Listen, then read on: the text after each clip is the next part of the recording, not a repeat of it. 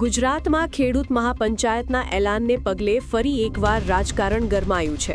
બોટાદ જિલ્લાના હળદડ ગામમાં ખેડૂત મહાપંચાયતનું આયોજન કરવામાં આવ્યું હતું, જેનો મુખ્ય હેતુ કપાસના વેપારીઓ દ્વારા વજનમાં થતા કડદા વિરુદ્ધ ખેડૂતોનું ઉગ્ર આંદોલન હતું।